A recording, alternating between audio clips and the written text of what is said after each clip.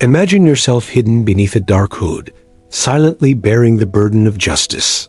Ostracized yet indispensable, what was it truly like to live as a medieval executioner? Imagine yourself standing alone, a solitary figure cloaked in anonymity, watching the slow march of history unfold before your eyes. Your presence sends whispers through the crowd, a ripple of unease as people part to make way for your approach. In your hand, you hold the cold tools of judgment, not merely instruments, but symbols of society's darkest necessities. You are feared and revered, loathed yet essential. Such is the paradox of your existence as a medieval executioner. Welcome, dear listeners, to another peaceful evening. Thank you for joining me today as we gently journey back into a distant past, exploring lives and roles often misunderstood or relegated to sensationalism. Together, let's uncover the quiet reality behind the legends, the humanity behind the shadows, and the subtle truths that defined everyday life in medieval times. Breathe softly, settle comfortably, and let the calmness of our narrative guide you gently into historical contemplation. The executioner's life was seldom spoken about openly. Much of their existence lay hidden beneath layers of cultural taboo and historical neglect. They occupied a strange space within medieval society, both indispensable and ostracized, integral to justice, yet constantly marginalized. To fully understand the executioner's experience, we must first shed the common misconceptions. This role is far more complex than merely carrying out sentences. The executioner's position often came not by choice, but by circumstance or inheritance. Imagine yourself born into a family where your destiny was predetermined, your role passed down through generations like an heirloom wrapped in shadows. Your father and his father before him had lived in this delicate balance between societal revulsion and necessity. And now it was your turn to carry this mantle forward. You had few choices in life, fewer still that didn't come with the heavy chains of stigma. Contrary to popular belief, your days were not solely defined by acts of violence or brutality. Indeed, these dramatic episodes punctuated your existence, but were rare compared to the quiet routine of daily life. Imagine yourself in your modest home on the outskirts of town, isolated but comfortably set apart. You tended gardens, crafted tools, practiced medicinal skills, or even acted as an informal healer in times of plague or disease, balancing your grim public role with surprisingly gentle private pursuits. Yet, despite your essential services, you remained firmly on society's fringes. Markets would fall silent as you passed by, eyes averting, hands clutching children closer. Your family lived under an invisible veil of exclusion, your children often barred from regular schooling, your spouse quietly enduring the whispers and sideways glances. It was a life of persistent isolation, each day bringing reminders of your complex relationship with the community you served. Imagine yourself bearing the emotional weight of your public duties. You saw firsthand the human consequences of justice families torn apart, lives abruptly ended, and communities quietly mourning or relieved. Each act, regardless of its necessity or fairness, left an indelible mark on your consciousness. It was a responsibility heavy beyond physical exertion, one that lingered quietly in your dreams and rested softly upon your thoughts. Despite popular assumptions, many executioners were profoundly reflective individuals. Imagine yourself sitting beside a modest fireplace, quill in hand, chronicling your observations or quietly reading manuscripts that offered spiritual guidance or philosophical solace. Behind the mask and beneath the hood lay a human being capable of profound introspection and quiet contemplation, wrestling gently yet persistently with the moral implications of your profession. Life as an executioner was not merely grim. It contained moments of surprising tenderness and quiet dignity. Occasionally, those you were tasked with punishing would seek your forgiveness, treating you as a priest or confessor in their final moments. Imagine yourself offering comfort in whispers, assuring them gently as they faced their end with dignity. Your role, though solemn and severe, allowed brief but powerful moments of genuine humanity, quietly exchanged away from public view. Tonight, as we gently explore these hidden aspects, remember to breathe calmly, allowing the historical narrative to settle your mind. Together, we'll continue to navigate the intricate truths behind the myths, stepping softly through time to reveal the true experiences of those who lived on the edges of society, like our medieval executioner. As you let your mind drift softly with this thought, prepare yourself for the gentle, enlightening journey ahead. Welcome again, dear listeners, to our quiet exploration of the realities, complexities, and subtle emotional landscapes that defined the rarely glimpsed life of a medieval executioner. Imagine waking up each morning knowing that your purpose in life is to end someone else's. You rise before dawn, the dew still heavy on the grass, the air sharp enough to sting your lungs.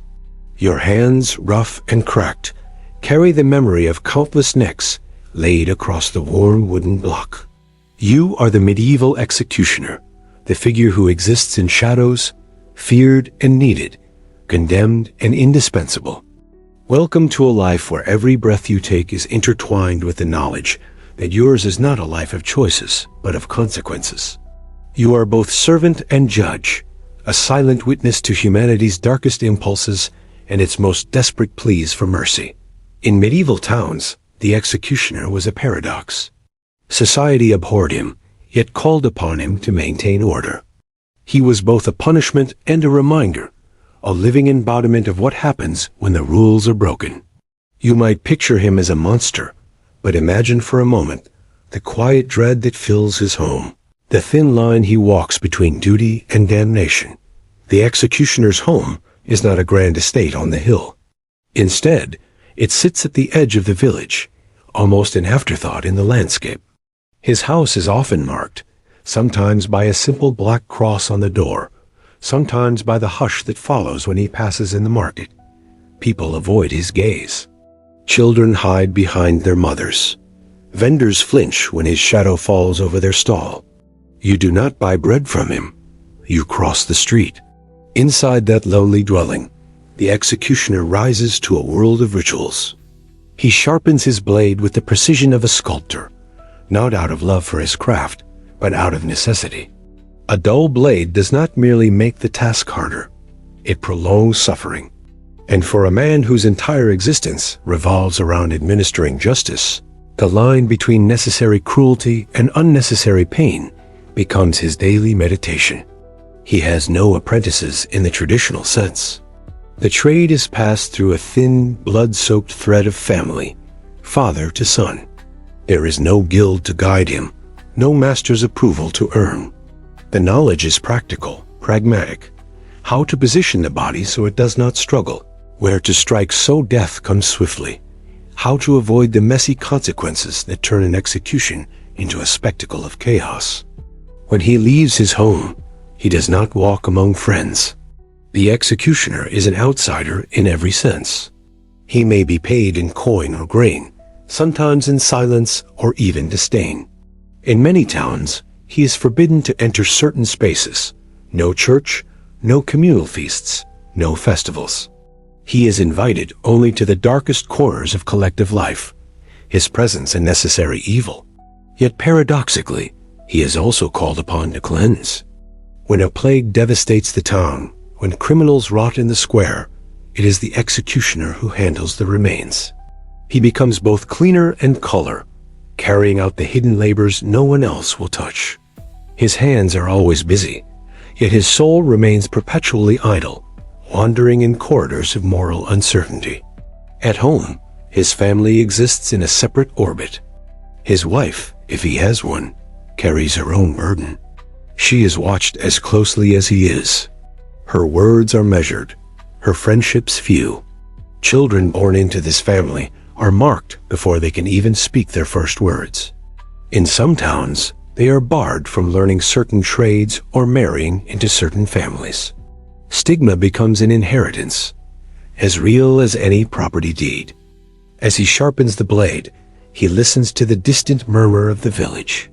He hears laughter he will never join, songs he will never sing, prayers he will never utter aloud. Yet in this isolation, there is a strange intimacy with mortality. He knows better than anyone that death is not a distant storm, but a constant drizzle, seeping into the soil of everyday life. On execution days, the village transforms. People gather early, eyes wide with a mixture of dread and anticipation. For them, the execution is both horror and entertainment, a moral lesson wrapped in visceral theater. They come to reaffirm their place on the right side of the line. For the executioner, it is a performance without applause. His walk to the scaffold is silent, his steps heavy with an invisible cargo. Each movement rehearsed countless times, the unveiling of the block, the display of the condemned, the final act of bringing the blade down. The air vibrates with gasps, cries, sometimes even cheers. Yet the executioner feels only the echo of the blade's fall, a resonance that will ring in his mind long after the crowd has dispersed. Afterward, he cleans the tools in solitude. The blade is washed, the block scrubbed. This is his only moment of control, the chance to erase the day's evidence, however futile. But no amount of scrubbing can remove the weight that settles in his bones, a sediment of every life ended beneath his hands. When the sun sets, he returns to his home at the village's edge. He eats alone or with his family in near silence. The food, regardless of how well cooked, tastes of iron and ash. In the quiet of night, his mind revisits the day's faces, the condemned who wept, those who spat curses, the rare ones who met his gaze without fear. He sees them all in his dreams, a parade of unfinished conversations and unspoken apologies. People often imagine executioners as unfeeling brutes, but in reality, the job demands a certain detachment, not cruelty, but a cold, methodical resignation. He learns to separate the act from the self, to see the blade as an extension of law rather than of his own hand. Yet no matter how skilled he becomes at compartmentalizing, there are always cracks. In the darkness, those cracks widen, letting in the voices of those who never got to say goodbye. Over time, the executioner's identity merges with the village's collective guilt. He becomes a scapegoat, a living vessel into which they pour all their fears, their judgments, their need for punishment. In private, they may loathe him, but in public, they need him, a walking paradox of revulsion and necessity. So, as you lie comfortably in your bed tonight, with the hum of electricity and the warmth of blankets, imagine a man sitting alone at the edge of his world, polishing a blade that he neither loves nor hates. His is a life woven from silence, duty, and an intimacy with death that most can't bear to contemplate. Imagine stepping into a morning where the world greets you not with warmth, but with wary glances. As you move through the narrow, muddy streets, the air feels heavy, almost as if each breath carries the whispers of yesterday's sentence. You sense the shuffling feet behind closed shutters, hear doors quietly locking as your silhouette passes. You're not just a man. You're a living embodiment of the town's hidden fears. You are their necessary shadow, a reminder that justice in this medieval world is not an abstract concept, but a blade sharpened at dawn. Today, you might not be scheduled to perform an execution. Instead, your duties involve maintaining the instruments of the law, preparing the small courtyard where justice is carried out, and overseeing prisoners awaiting their final moments. Yet even on these quiet days, the weight does not lift. The town's heartbeat seems to skip when you appear, as if the earth itself momentarily forgets to breathe. Your presence at the town's edge is both practical and symbolic. You live outside the walls, physically separated, like a scar kept hidden beneath clothing. Your home is simple, yet it holds an intimacy few suspect. Herbs hang drying above the hearth, the smell of rosemary and sage mingling with the cold morning air. These herbs aren't merely for cooking. They're your quiet companions, used to treat minor ailments, soothe your family's coughs, or to anoint your hands after each grim performance. Inside, your family moves in hushed rhythms. Your spouse keeps a steady eye on the children, guiding them away from windows whenever your figure appears in the yard.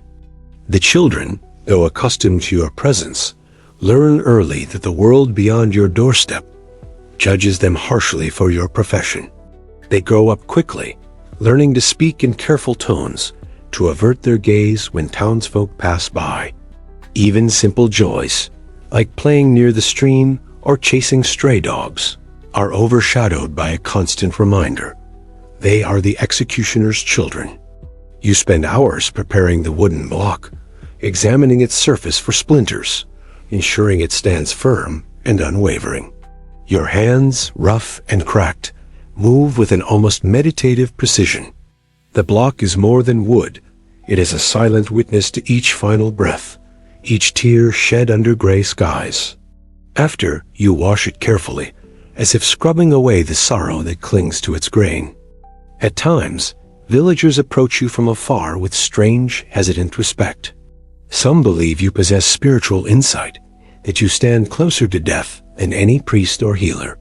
They might slip you coins or food in exchange for blessings, or whispered words believed to ward off misfortune.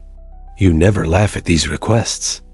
Instead, you listen calmly, offering gentle nods or quiet phrases, knowing that in this harsh world, comfort is a currency as valuable as gold. Your nights are long, filled with uneasy dreams.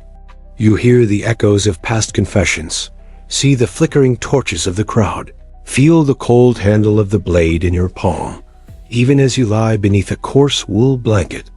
Yet, in the same dreams, there is a garden. The rosemary blossoms, the sage dances lightly in the wind, your children laugh without fear, and for a brief moment, your heart is light. It is a fragile reprieve, one that disappears with the crow of the rooster at dawn. As you rise, the cycle begins anew. You move through the motions with a practiced calmness, carrying a dignity misunderstood by most. You are neither monster nor savior, only a man tasked with enforcing the will of a world desperate to believe in order amidst chaos. And so, as you sharpen the blade and mend the rope, you breathe deeply, reminding yourself that each day survived is a silent victory against the crushing solitude. In this quiet, you find a strange sort of peace. While the world beyond your gate trembles at the sight of your hood, inside, you are simply a husband, a father, a gardener of small joys and subtle regrets. You are an executioner, yes, but also a man, anchored to the same fragile hopes and fears as any other soul who walks beneath the medieval sun. Imagine the quiet hours just before dawn, when the air is thick with mist and the first crows begin their lonely calls. You rise knowing today may bring a summons from the magistrate. The message is never sent in words, but through a symbol, silent sign, a cloth tied to your gate, or a stone placed carefully on your doorstep. Each token speaks louder than a trumpet, signaling that a sentence must be carried out. In these moments, the stillness of your home seems almost fragile, as if one deep breath might shatter its delicate peace. You move through your preparations with deliberate grace. You lay out your garments, plain, sturdy, functional. No shining armor or regal insignia here, only rough linen and dark wool, meant to absorb the weight of your role and shield you from the curious gaze of onlookers. You tie the hood, not as a disguise but as a boundary, a veil between your human heart and the collective judgment of the crowd. Beneath that hood, your face remains untouched by the shifting tides of fear and fury outside. Before stepping out, you pause at your hearth, tracing your fingers across small charms and carvings collected over years. These tokens are not spells nor shields, but quiet companions, each carrying a story. A smooth stone from a river where you once found a moment of peace, a carved wooden figure gifted by a penitent prisoner, a faded ribbon from your child's hair. These small relics whisper to you of the life that persists beyond duty, reminding you of your own fragile humanity. As you walk toward the square, the streets ripple in your wake. People part like water around a ship's bow, creating a silent corridor of apprehension. You catch snippets of muttered prayers, the hurried footsteps of children ushered indoors. You do not rush. Your steps are slow, measured, each one a quiet acknowledgement of the weight you carry. The earth feels heavy beneath your feet, as if absorbing the sorrow and fear that seep into its soil day after day. At the square, you find the scaffold already prepared. The structure stands solemn, bathed in morning light that feels almost intrusive, revealing every worn plank and frayed rope. The crowd gathers, restless and hushed, their faces a mosaic of curiosity, dread, and relief. For them, this is a performance, a spectacle woven into the fabric of their communal life. For you, it is another thread in an unending tapestry of responsibility. You climb the steps with the patience of a monk, your fingers grazing the railing as if reading an old, familiar script. The prisoner stands nearby, bound and trembling, eyes darting between you and the sky above. In this suspended moment, the town seems to hold its breath, as though the entire world has narrowed to this singular exchange between two souls at the edge of eternity. You meet the prisoner's gaze, not with malice, but with a quiet, unwavering calm. You do not see a villain or a sinner only, a human being at the final threshold of their story. You offer a small nod, an unspoken mercy, acknowledging their fear and silently promising swiftness. In that glance, 1,000 silent words pass, bridging the chasm between judgment and compassion. As the hour nears, you check your tools one last time, each movement a ritual of precision and focus. You sense the collective tension rise, feel the shivers that pass through the gathered bodies like a silent wave.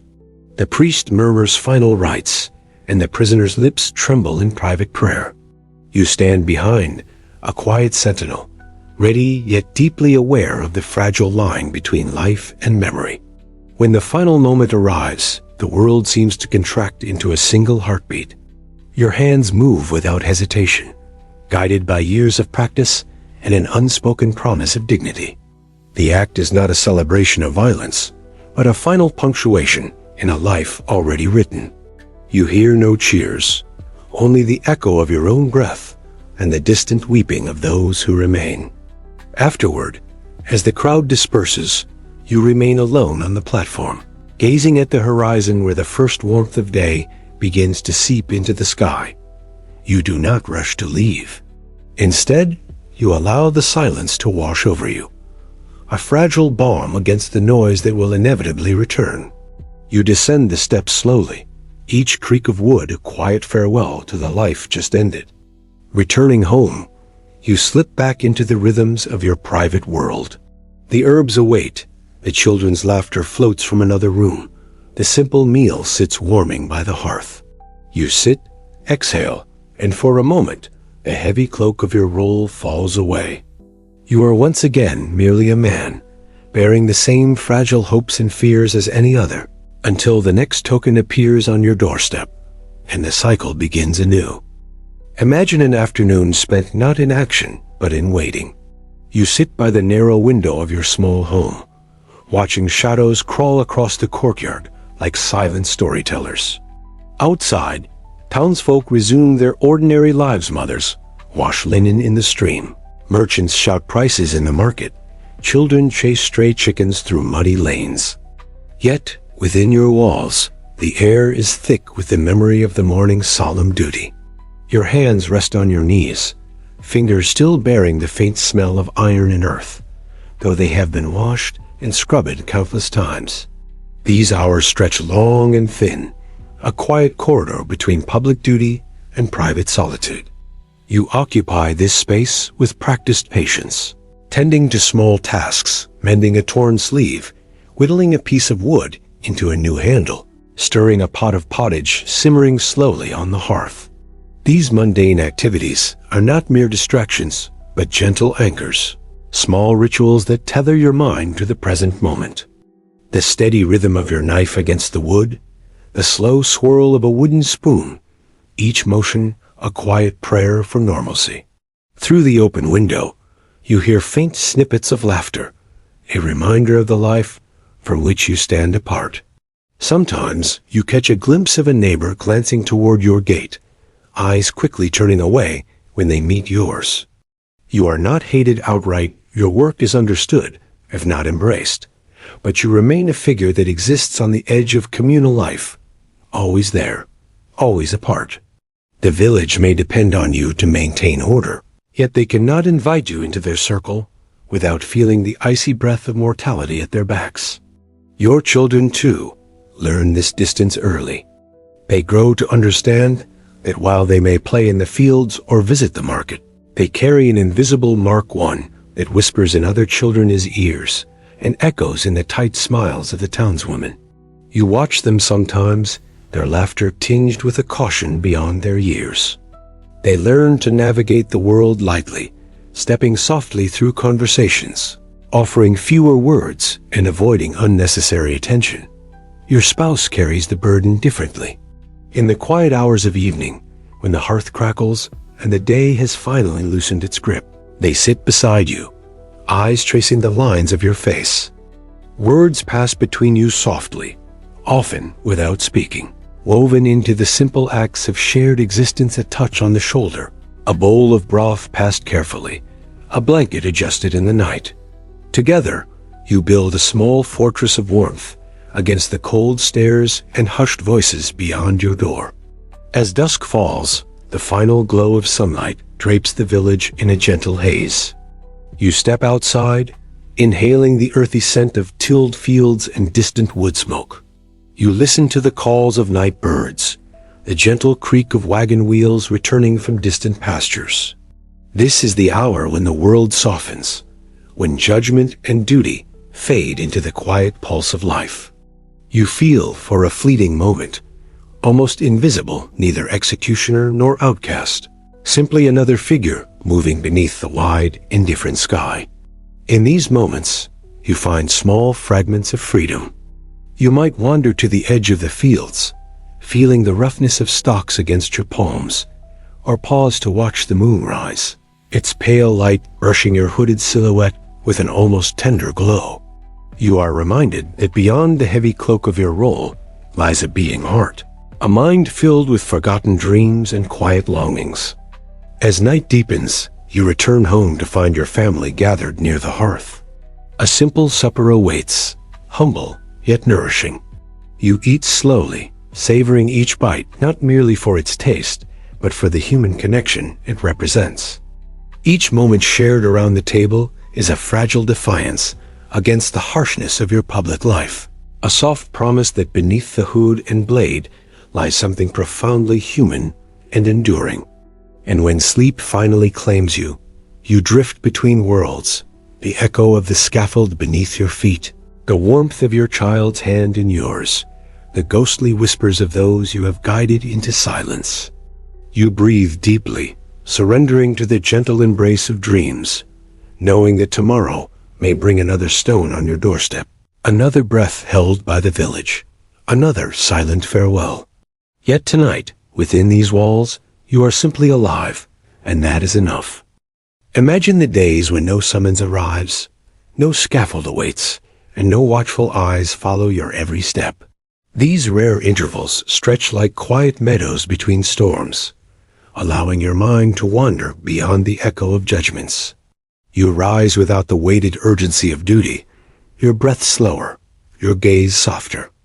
In these moments, you almost believe you could be someone else, just a humble craftsman, a gardener, a father tending to ordinary tasks. You find solace in the small garden behind your home. There, amidst rows of humble vegetables and tangled herbs, your hands remember a gentler rhythm. You trace the curling tendrils of pea plants, feel the fragile fuzz on young tomatoes, and listen to the bees as they dance from blossom to blossom. The soil is cool beneath your nails, the scent earthy and grounding. Here there is no judgment, no sharp lines between right and wrong, only the slow, patient cycle of growth and decay. Your children sometimes join you, their small fingers poking at the soft dirt, their laughter carried lightly on the breeze. In these shared silences, you teach them not with words, but through touch, how to lift a sprout gently, how to sense when water is needed, how to feel the quiet language of the earth. You watch them, marveling at their resilience, their capacity to find wonder even in the shadow of your work. Inside, your spouse hums a low melody as they grind grains or mend worn tunics. These simple sounds fill the house with warmth more potent than any fire. You hear the scrape of a spoon against a wooden bowl, the gentle clatter of pottery, the soft exhalations of a sleeping child curled in a sunlit corner. These are the true hymns of your life notes of domestic peace that echo longer than any public pronouncement of guilt or innocence. On such days, neighbors might approach with cautious requests, an injured animal needing a steady hand, a broken tool requiring patient repair. They stand at the edge of your garden, hesitant yet hopeful. You greet them with measured kindness, your voice low and steady. In their eyes, you glimpse fleeting relief, as if they momentarily forget the blade and see only the calloused palms of a man who understands careful labor. You accept these tasks without question. Mending a cracked yoke or splinting a lamb's leg becomes an act of quiet redemption, a chance to remind yourself and them that your skill is not bound only to endings, but can also serve in mending and renewal. Each careful knot, each gentle binding, feels like stitching small patches of grace onto your soul. As the sun dips low, you pause to watch the shifting colors spill across the sky. Amber melts into deep rose, and into the bruised blues of twilight. You listen to the first stars blink into being, tiny sparks above a world still heavy with secrets and sorrows. You sense the distant murmur of evening prayers drifting from town, each word a fragile bridge between fear and faith. At the threshold of your home, you stand for a moment, feeling the warmth of the hearth reach for you like an old friend. You step inside, welcomed by the comforting aroma of simmering herbs and freshly baked bread. Your spouse glances up, eyes soft, a small smile flickering across lips that know both your silences and your unspoken burdens. Tonight, you gather around a low table, hands joined briefly in gratitude. You speak of mundane things, the shape of a cloud seen at midday, a curious bird that lingered near the garden, a new sprout braving the autumn chill. Each word is an offering, a reassurance that life, despite its sharp edges, continues to unfold in small, luminous moments. And when you finally lie down, the weight of your hood set aside, you feel a gentle hush descend. The world beyond your door may remain wary and watchful, but here, within these walls, you are cradled by the gentle cadence of breathing, the steady warmth of those you hold dear. You close your eyes, exhale slowly, and let the quiet sweep through you like a soft tide. In this refuge, beneath the cloak of night, you are more than the sum of your duties. You are human. You are home. Imagine the quiet tension of the morning when a messenger arrives at your door, breathless and pale. You sense what the folded parchment in his hand contains before he speaks. A new sentence has been passed, and the town awaits your solemn expertise. You nod silently, taking the message with fingers that have learned to remain steady, even when the mind trembles beneath the surface. You move to your small workbench, where your tools rest in patient silence. Each blade, each length of rope, each wooden handle has its own story etched into the grain, whispered into the metal. You check them carefully, feeling each edge with the same tenderness a father might offer a newborn's cheek. It is a ritual of preparation, a meditation that grounds your thoughts amid the fog of approaching duty. Your spouse watches from the doorway, eyes reflecting the unspoken words that hang heavy between you. They understand the weight without demanding explanation. In a world where words often fail, shared silences become the deepest language of all. As you dress, your hands linger over the hood, a simple cloth that transforms you from husband and father to instrument of the law. You hold it briefly against your chest, feeling the coarse fibers like a heartbeat against your skin. Then, with practiced motion, you pull it over your head, the outside world fading into muted shapes and muffled sounds.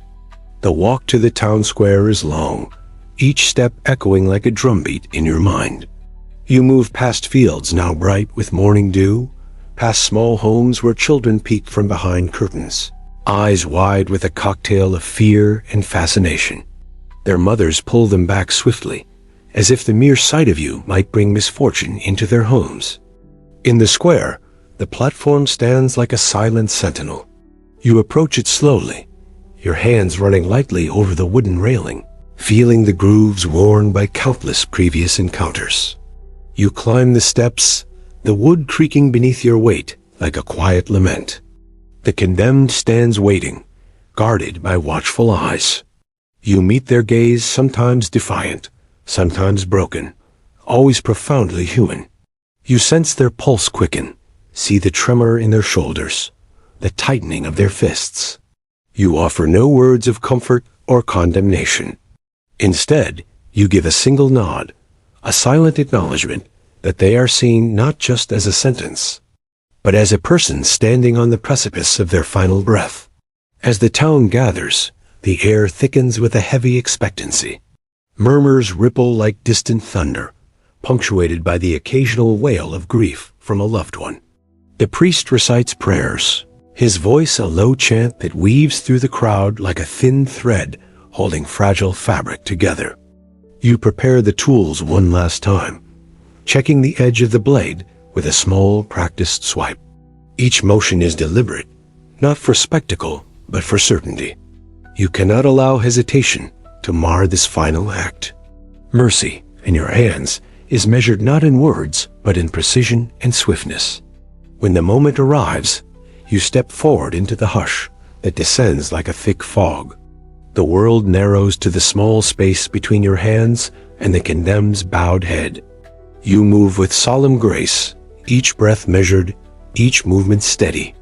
And then, in one final motion, the town's collective breath halts and silence claims the square. Afterward, you stand still for a long moment, allowing the weight of the act to settle into your bones. The crowd begins to disperse, voices rising cautiously, like birds testing the dawn after a long night. You do not watch them leave. Instead, you look toward the distant line where sky meets earth, feeling the cool breeze brush against your hooded face. You descend the steps slowly, each footfall a quiet return to yourself. By the time you reach the ground, the hood feels heavier, the rope in your hand a quiet echo of responsibility. You turn toward home, carrying not just your tools but the invisible weight of a life taken, a duty fulfilled, and a world momentarily restored to its fragile order. Imagine returning home after such a morning.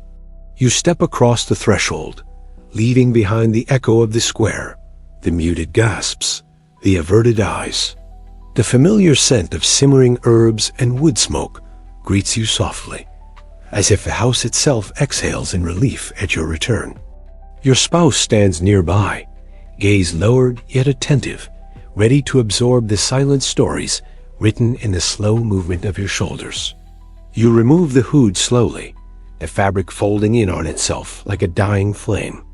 Beneath it, your face holds no triumph, no regret, only the pale fatigue of a soul stretched thin by duty. You hang it carefully on its wooden peg, an unspoken ritual that marks the transition from executioner to father, husband, quiet keeper of small domestic worlds. At the table, a simple meal awaits.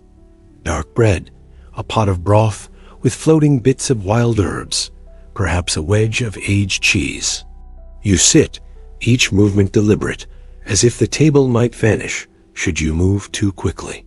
The first sip of broth is more than nourishment. It is an invitation to return to yourself, to reclaim the quiet rhythms that lie hidden beneath the roar of duty. Your children sense the shift. They watch from the doorway, small fingers gripping the frame, eyes wide and searching. You meet their gaze with a gentle nod, an invitation that says, "I am here again." Slowly, they cross the room, their steps tentative at first, then quicker as they reach your side. You feel their small arms wrap around you, the warmth of their touch seeping into the cold spaces left by the morning's events. In this fragile haven, you become a different man.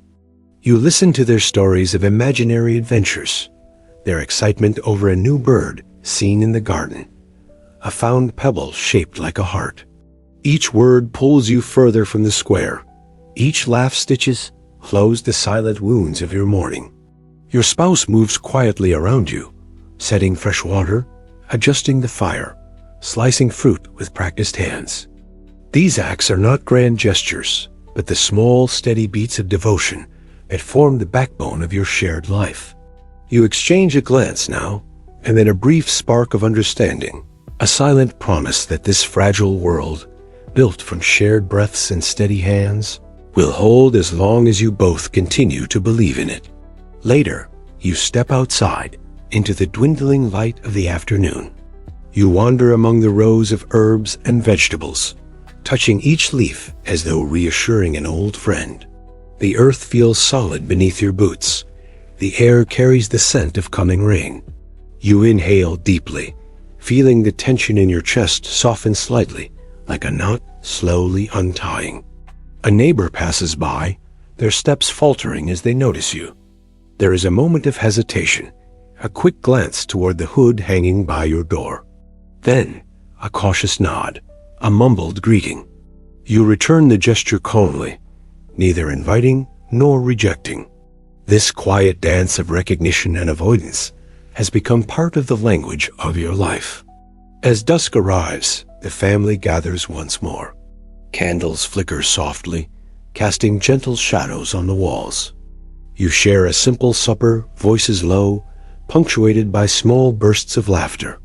You watch your children lean against each other, their eyelids heavy with sleep, and you feel a warmth that no public acknowledgement could ever grant.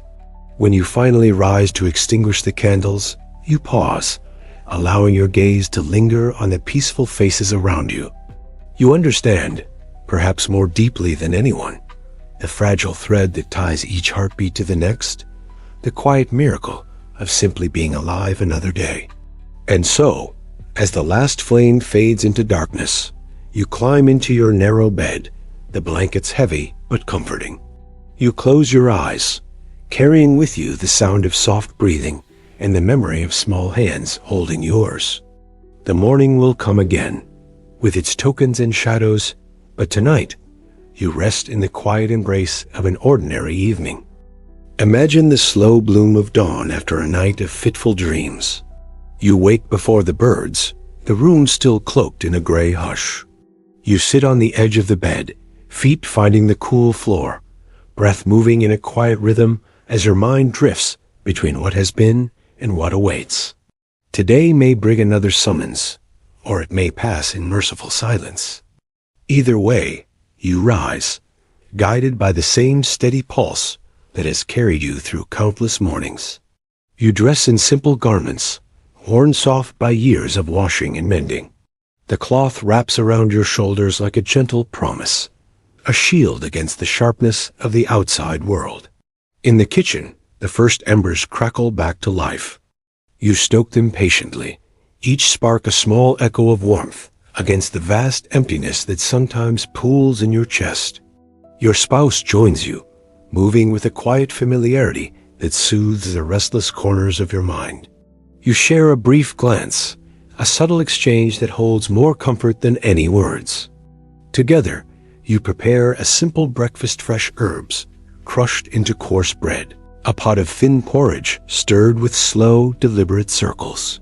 Each movement is a small act of survival, a quiet rebellion against the shadows that linger just beyond the door. Outside, the world stirs slowly. The village wakes and ripples, chickens clucking in narrow alleys, merchants calling softly to one another, the distant toll of a church bell weaving through the morning fog. You watch from the doorway, a silent observer to lives that both include and exclude you. In these moments, you see a different side of the village, the raw vulnerability beneath the chatter, the small acts of care that bind the community together. A neighbor pauses at the end of your path, basket balanced on her hip. She hesitates, eyes flicking toward your door, then to the hood hanging on its peg. You nod once, slow and careful, and she offers a half-smile before continuing on. These small encounters, fleeting and unspoken, weave a delicate tapestry of shared existence, one thread of acceptance, another of caution, all stitched together by the unyielding loom of necessity. Later, you tend to your tools in the workshop at the side of the house. The blade rests on the bench, its surface catching slivers of light through the open shutter. You run a cloth along its edge, the metal humming quietly under your touch. This care is not about pride or vanity, but about responsibility. The blade in your hands is not merely an instrument of finality. It is an extension of your vow to do no more harm than duty demands, to grant a swift passage rather than a drawn-out suffering. As midday arrives, your children peek in, giggling at some small secret only they share. Their joy ripples into the room like a warm breeze, disarming the solemn air. You pause your work to watch them, feeling the gentle ache of love that both anchors and haunts you. Their laughter reminds you that even in a world shaped by harsh judgments and unyielding codes, moments of pure, unguarded life still bloom. The afternoon unfolds in slow waves. You mend a broken gate, pull weeds from the garden, patch a torn cloak. Each task tethers you more firmly to the earth. Each completed motion, a small proof that you are more than the sum of your duties. The sun slides toward the horizon, painting the walls in a gentle glow that seems to whisper of forgiveness, or perhaps simply of enduring. As twilight gathers, you wash your hands slowly, letting the cool water run over your fingers, watching the thin rivulets trace paths down your wrists. You sense the coming quiet of evening, the slow gathering of your family around the hearth. Candles flicker to life, soft halos pushing back the edges of the dark. When you finally sit, surrounded by the warmth of those you hold most dear, you feel a fragile peace settle into your bones. You listen to the soft murmur of stories, the rustle of small hands folding linen, the slow, contented breathing that swells and recedes like a gentle tide.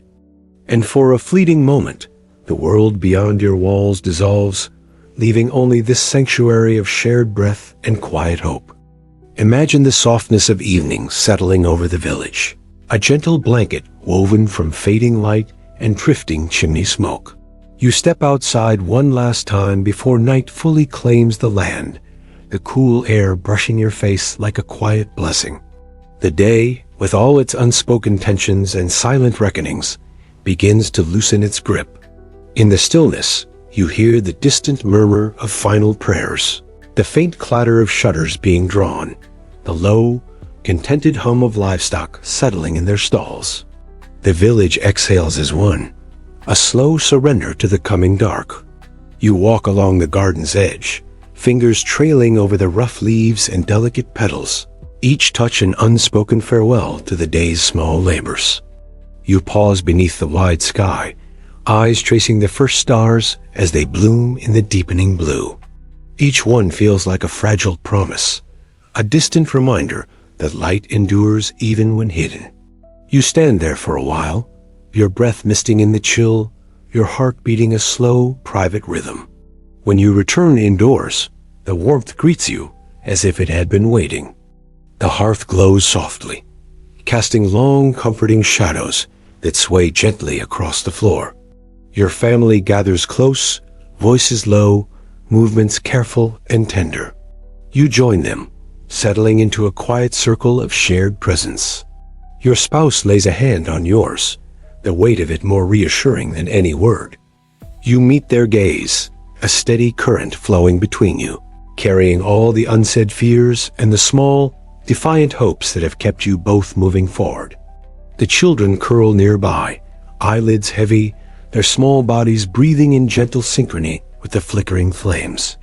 You listen as stories unfold, fragments of old folk tales, whispered jokes, small remembrances of happier days.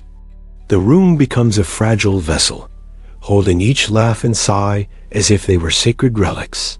In this shared space, you are not the executioner, not the silent shadow that haunts the village square. Here, you are simply a father, a husband, a man allowed for a moment to be soft and whole. As the last candle burns low, you rise to tend to final tasks. You check the doors, stir the embers, tuck blankets securely around your children. Each gesture is an act of quiet devotion, small proofs that love can persist even in the harshest of worlds. When you finally lie beside your spouse, you feel the warmth seep slowly into your bones, easing the ache that lives there. You listen to the gentle hush of the room, the steady rise and fall of breath around you. Outside, the wind whispers against the walls, a distant lullaby reminding you that the world beyond will wait until morning. You close your eyes, letting the darkness wash over you like a calm sea. In these hours, there are no tokens on the doorstep, no watchful crowds, no heavy hood waiting by the door.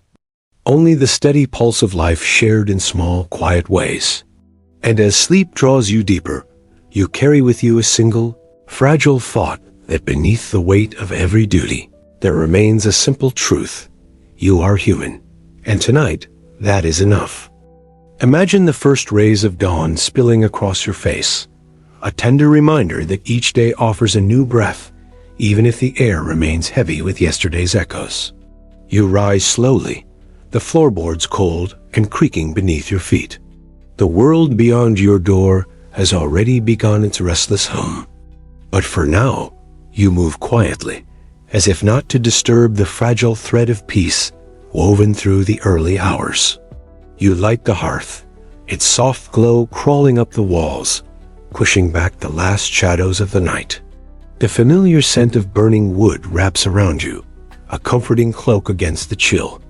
You listen to the faint sounds of your family, stirring a soft cough, the shuffle of small feet, the creak of a bed frame as your spouse sits up. These gentle noises form a chorus of life that hums beneath the sharper chords of your public role. Today, there is no token at the doorstep, no summons, no looming scaffold awaiting your measured steps. Instead, there is a quiet day spread before you like a blank page, waiting to be filled with small, mundane rituals. You step outside to fetch water, feeling the crisp bite of morning on your skin, the sky above pale and tender as a newborn. You pass the neighbors' gardens, nodding to those brave enough to meet your gaze. Some offer tentative smiles, quick and fleeting, like shadows fleeing the rising sun. Others look away, their faces tight with the unspoken burden of your presence. You accept it all with the same calm gravity that shapes each of your days. In their eyes, you are both necessity and omen, a reminder of the delicate line between order and chaos. Returning home, you help with chores, mending a torn sleeve, stacking firewood, guiding small hands as they learn to braid rope or tie bundles of herbs. Each task, no matter how small, becomes an act of connection, a slow weaving of invisible threads that tie you to the warmth of your family and the steadiness of the earth beneath your feet. Your children chatter, their voices bright as morning birds. You listen, their stories washing over you like a gentle rain. You respond in soft nods and quiet smiles, careful not to disturb the fragile trust that allows these tender moments to bloom. Your spouse moves nearby, their presence a steady flame, anchoring you in ways words cannot reach. As midday approaches, you share a simple meal together, coarse bread dipped in broth, a handful of late-season berries, a small wedge of hard cheese. You savor each bite, not for its richness, but for its quiet testament to continuity.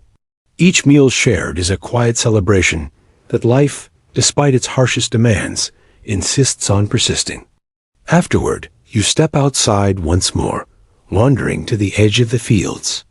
You watch the wind comb through the tall grass, the stalks swaying in an endless, whispering dance. You feel the pull of the horizon, a silent invitation to vanish into its vastness, to lay down the weight of your name and your hood, and simply walk until you are no longer anyone at all. Yet you remain. Because beneath every thought of escape lies a deeper truth. The threads of love and duty, tangled though they may be, are stronger than any fleeting desire to disappear. You turn back toward the small shape of your home, the thin wisp of smoke curling upward into the open sky, and you feel the faint tug of something like peace. As the sun dips and the first hints of evening settle, you walk slowly home, your shadow stretching long and thin behind you. You enter the door to warmth and the smell of simmering herbs, to the soft murmur of voices that have learned to embrace you in all your shapes. And as night folds over the village once more, you find yourself holding on to the quiet promise that in these small, tender moments, you are more than the sum of your tasks. You are alive. You are loved. Imagine the hush of a late afternoon, when the sun begins its slow descent, stretching long golden fingers across the walls. You sit by the small window, a rough spun cloth draped over your knees, your hands moving in patient, quiet work. Perhaps you mend a tear in your cloak, or shape a small wooden toy for your child.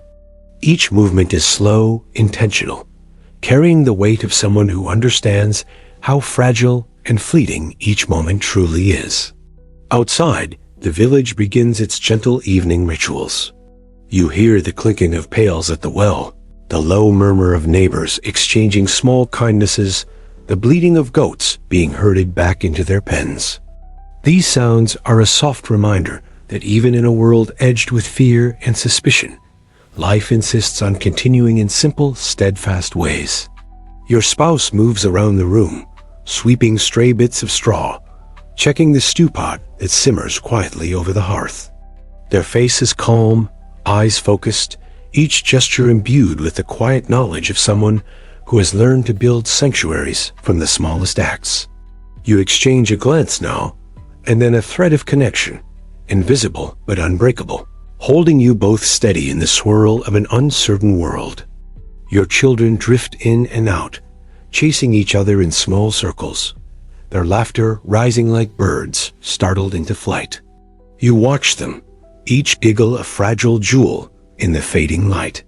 You catch glimpses of them as they pass, bare feet skimming the floor, hands outstretched to grasp a corner or a sleeve, hair flying behind them like small banners of joy. As the light begins to wane, you set aside your work and rise, moving slowly to the hearth.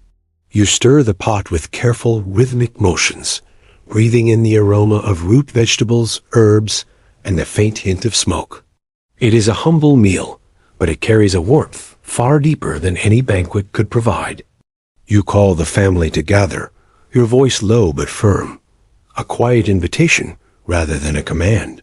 They come willingly, drawn by the promise of warmth and togetherness. You share the meal in a circle, passing bowls and breaking bread, the small clatter of utensils blending with soft laughter and whispered stories. In these moments, you are not the executioner, not the shadow that stands at the edge of every gathering. Here, you are simply a man, surrounded by the soft edges of those who know your heart beyond its harshest burdens. After the meal, you sit by the hearth, the warmth wrapping around you like a gentle cloak.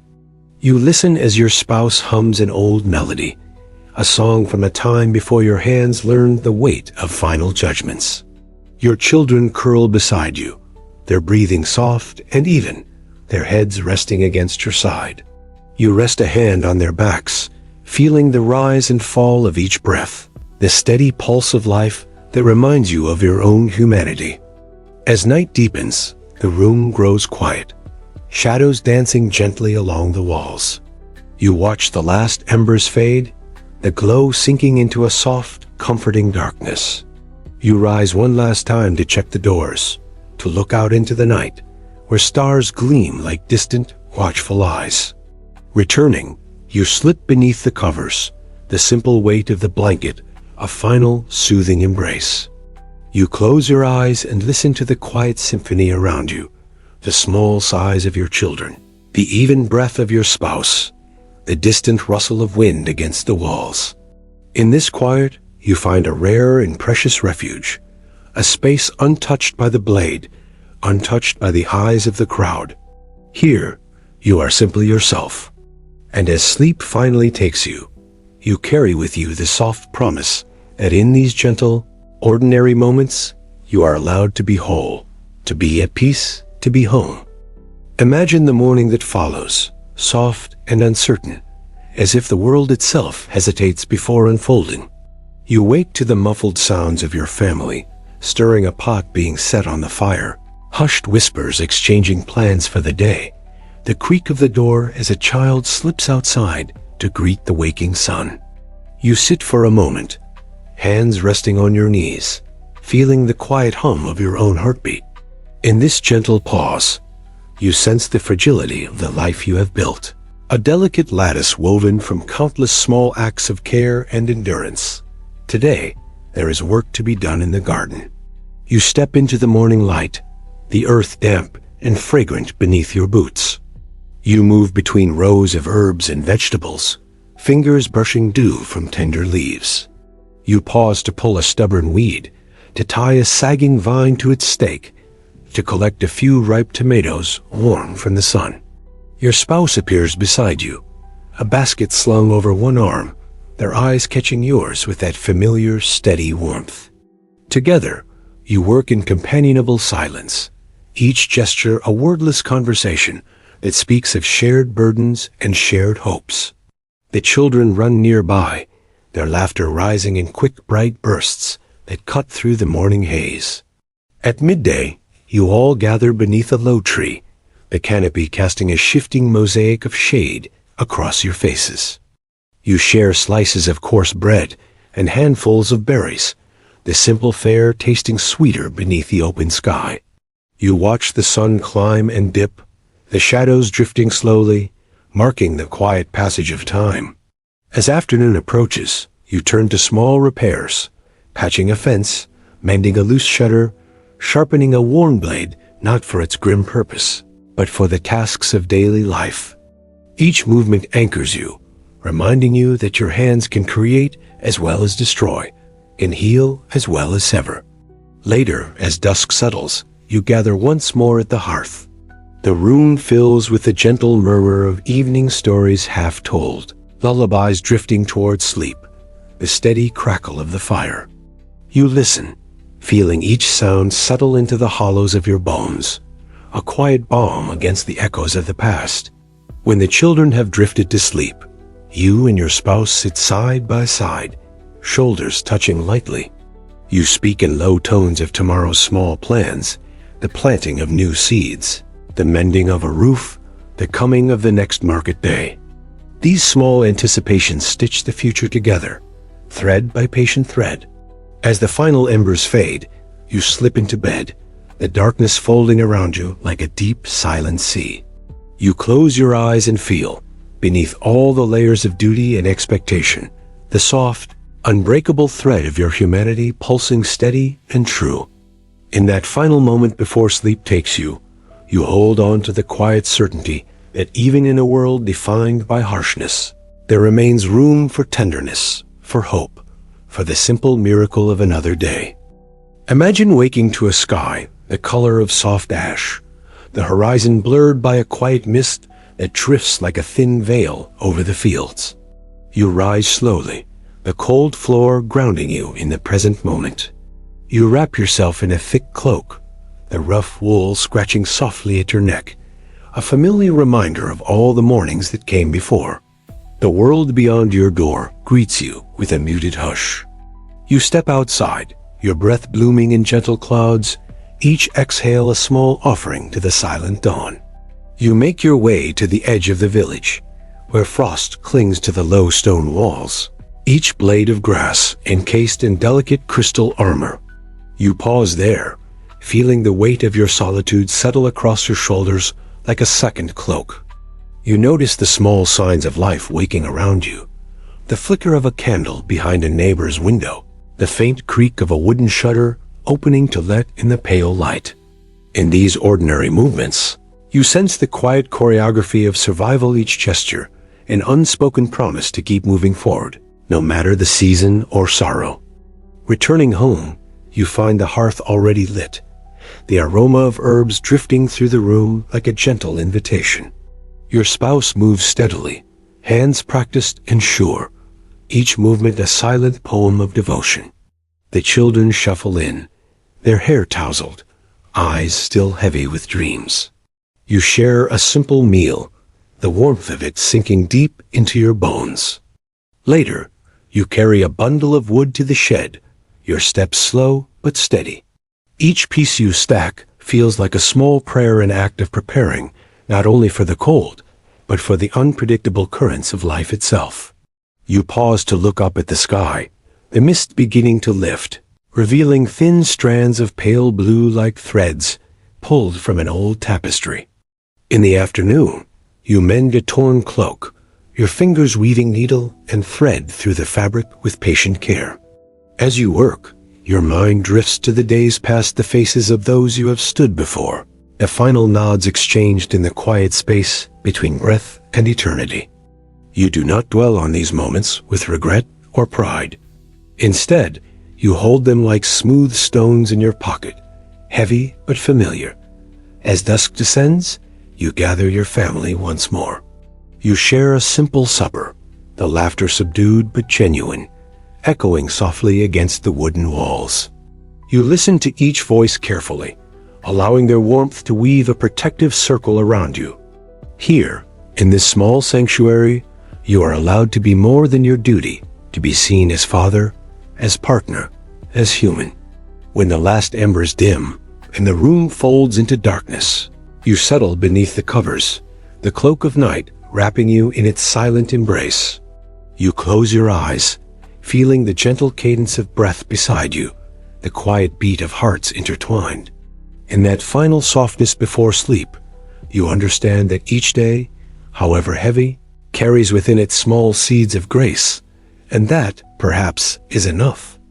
Imagine an early morning when the sky shifts from pale silver to the soft blush of dawn, a quiet transformation that feels almost sacred.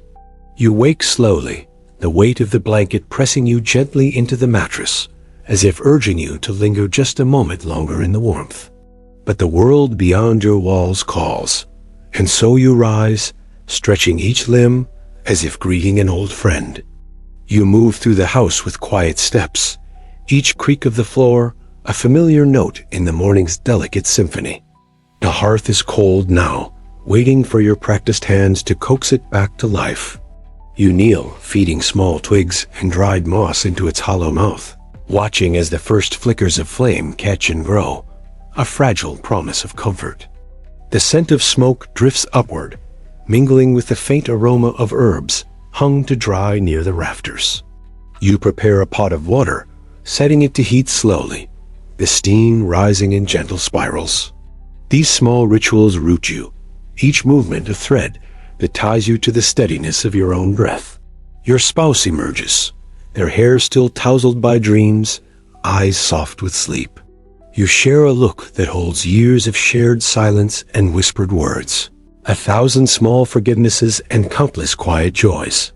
They move beside you, tending to the small details of the morning, straightening a stool, folding a cloth, slicing a heel of bread. It is an intimacy beyond touch, a communion woven from countless shared dawns. The children tumble in soon after, voices bright as sparrows in spring.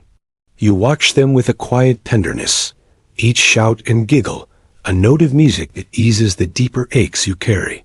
You help them with their morning tasks, guiding small hands to lace shoes, to rinse faces, to lift bowls to waiting mouths.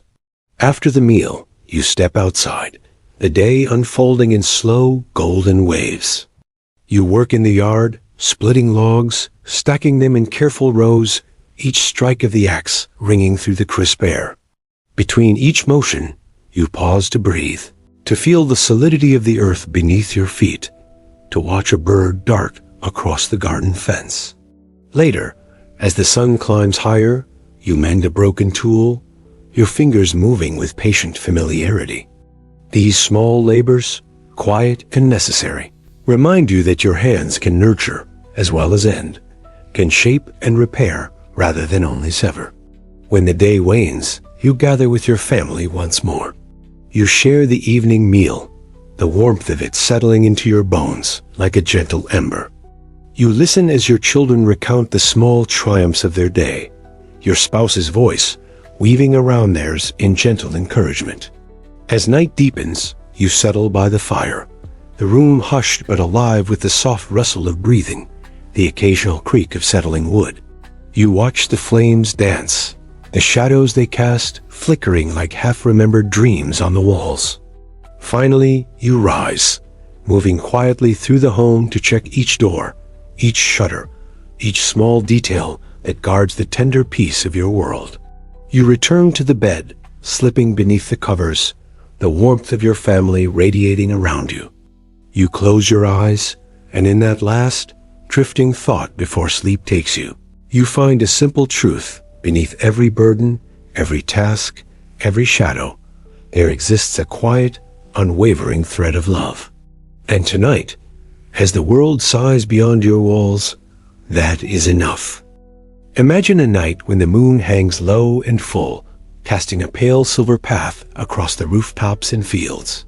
You wake in the small hours, the house around you silent, each breath of your family a soft reminder of their presence. You slip from the warmth of your bed and move quietly to the window, drawn by the hush of the world outside. The village lies beneath a veil of moonlight, each roof and path softened by the glow. You watch as a breeze stirs the frost-laced branches, the faintest tremble of life in a world momentarily stilled. In this hour, you feel the thin thread that connects all things, the breath of your children, the quiet heartbeat of the land, the slow, steady pulse within your own chest. You wrap a cloak around your shoulders and step outside, your feet sinking into the crisp blanket of frost. The air bites at your cheeks, but it also sharpens your senses, reminding you of the small, miraculous details so often lost in the noise of daylight. You walk slowly, each step a quiet affirmation of your place in this fragile tapestry. Standing beneath the moon, you feel its soft pull on your spirit, as though it holds secrets too ancient for words. You close your eyes, letting the silence wash over you, a balm to the echoes of past deeds and the weight of unspoken fears. You breathe deeply, and in that breath, you find a delicate steadiness that has always been yours, waiting in the quiet spaces between each heartbeat. When you return indoors, the warmth greets you like an old friend. You move through the house, checking on each sleeping form, your spouse curled softly beneath the blankets, the gentle rise and fall of your children's chests. You linger there, a silent guardian, holding watch over the small universe you have built from patience, duty, and love. As you finally slip beneath the covers once more, the quiet gathers around you like a soft tide. You listen to the comforting symphony of breath and dream, the tender music of lives intertwined. You let your eyes drift shut, and for a moment, the lines between who you must be and who you truly are dissolve into the hush of the night. In that last drifting thought before sleep claims you, you hold the simple miracle that even after the longest night, the world continues. And in that quiet understanding, as your family gathers around you, as the village stirs and the day unfolds, you find the strength to step forward once more. You breathe deeply, and for this moment, that is enough.